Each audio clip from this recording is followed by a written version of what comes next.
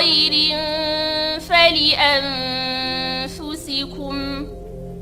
وما تنفقون إلا ابتغاء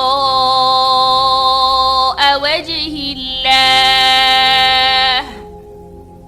وما تنفقوا من خير يوفى إليكم وأنتم لا تظلمون للفقراء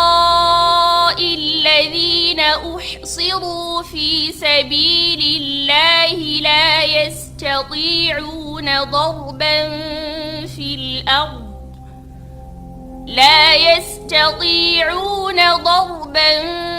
في الأرض يحسبهم الجاهل أغنياء من التعفف تعرفهم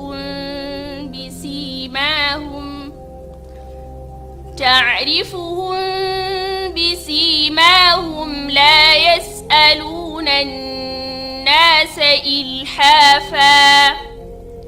وما تنفقوا من خير فإن الله به عليم الذين ينفقون أموالهم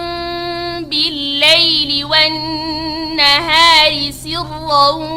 وعلانية فلهم أجرهم عند ربهم ولا خوف عليهم ولا هم يحزنون.